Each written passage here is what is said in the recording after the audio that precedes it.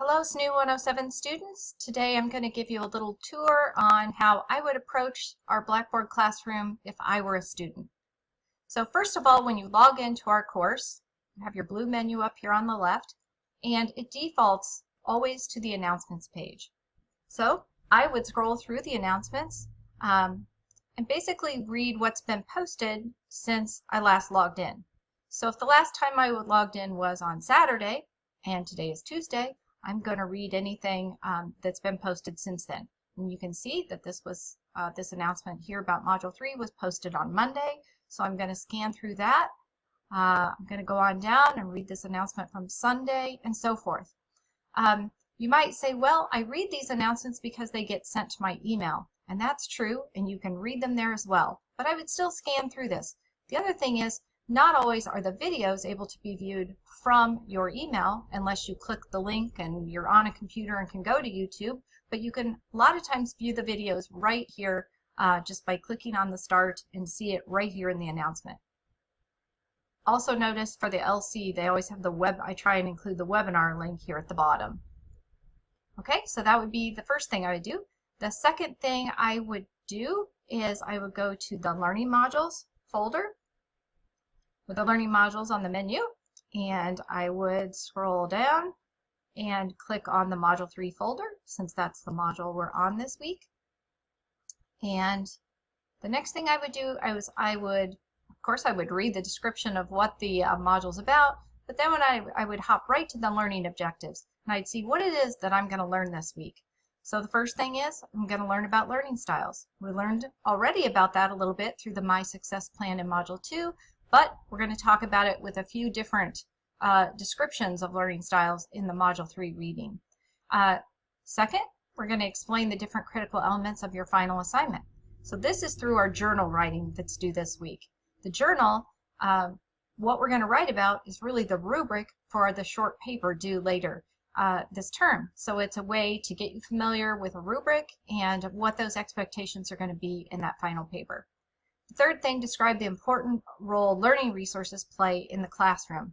And I think many times students are so confused with a lot of the terminology when you're new to online, but what is a learning resource? You're going to hear me call it LearnSmart. You're going to see it listed here as McGraw-Hill Connect. So a learning resource, what I liken it to is back in the old days when we had a textbook and we sat in a real classroom, we had workbooks, we had worksheets. These were companion resources that came with the textbook. LearnSmart, or a learning resource, is the exact same thing, but it's a digital version. So it's an interactive and intuitive companion software that comes with your textbook. So hopefully that makes some sense to you as to what a learning resource is. Those vary based on publishers and textbooks, but for ours it's called LearnSmart. Okay, then the next thing I want to point out is the Module 3 task list. Okay, here we go. The Module 3 task list, when I click on that link in the folder, it comes up as a Word document, and I'll move this a little bit here. This is what the task list looks like. These are not available in all classes, but in a lot of them, and you know, after you get used to them, you could probably make your own, and some students still make their own. But if you choose to use this, it outlines the activities for the module for the week, and you can use it as a checklist and check off what you have completed. The thing I want to point out about this is it isn't always in the order that necessarily you're going to do the activities. So this week it is important that you read the chapter in the textbook, and of course, as I pointed out earlier, do the LearnSmart activity first before you do your initial discussion post.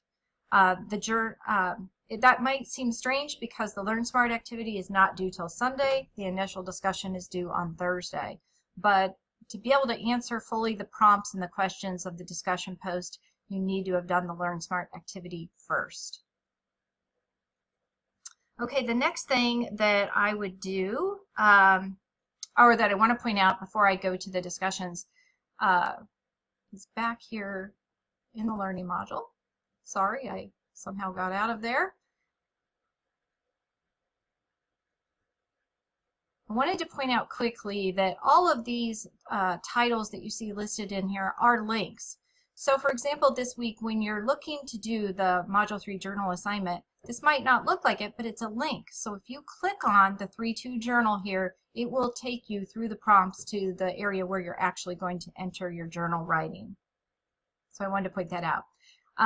Next, I'm going to hop to discussions, and I could do that by clicking here.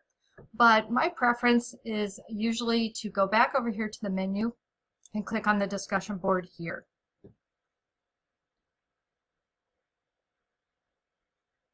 Okay, so a couple points about the discussion board.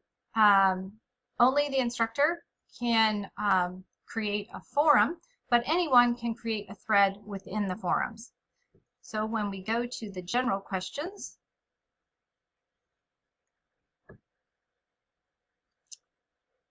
the first thing I want to point out is that this is a place for you to ask questions and to get answers, either from myself or from your classmates.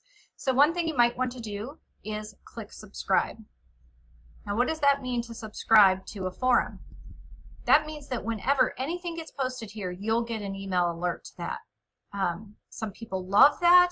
I do it as an instructor because I don't want to miss any questions that you might have and I want to get alerted to those. It's an option, definitely not a requirement, but an option.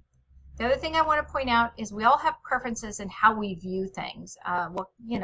We talk about being a visual learner, and I'm definitely one of those, but my preference is tree view, which is how my screen looks. If your screen looks different, it might be because you're using the list view, and again, total personal preference, however you prefer to look at it. If you want to look at it this way, you can change that.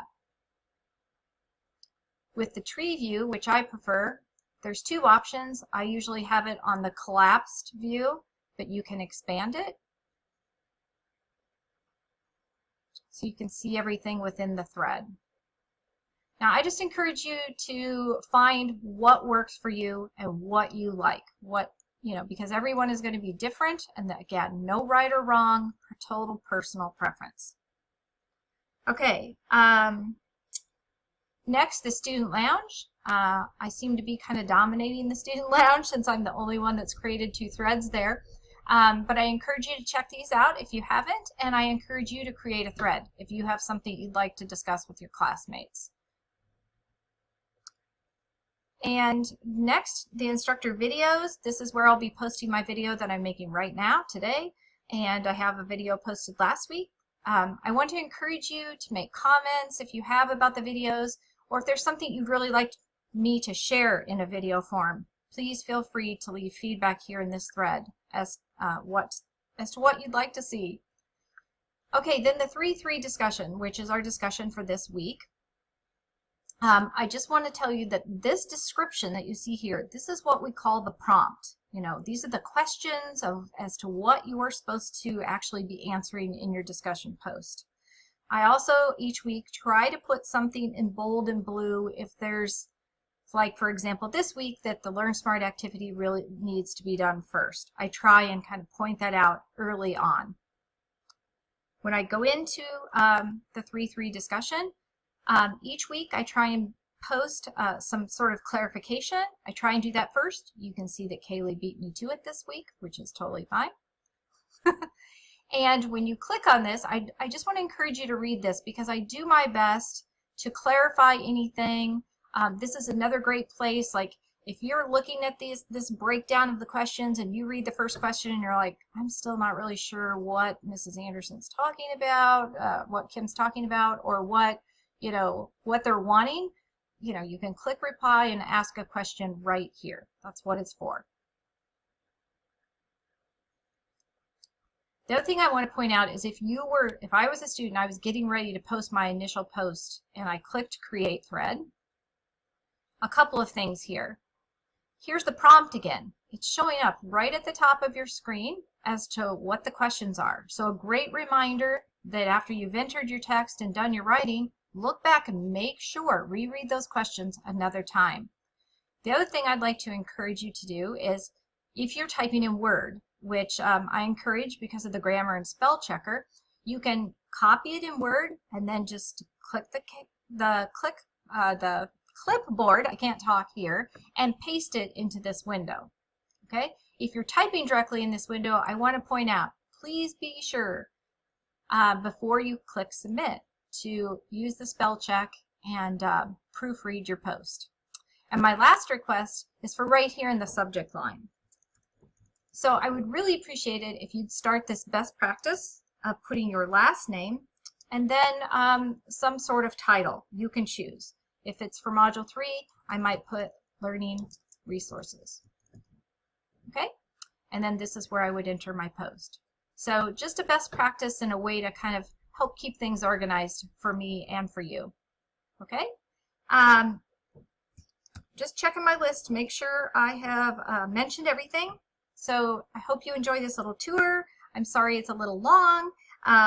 Many ways to do the same task within Blackboard, and it's all personal preference. You might be doing this in different steps, and that's completely fine. But I just wanted to share this today, and I hope you all have an awesome Module 3 and a great week.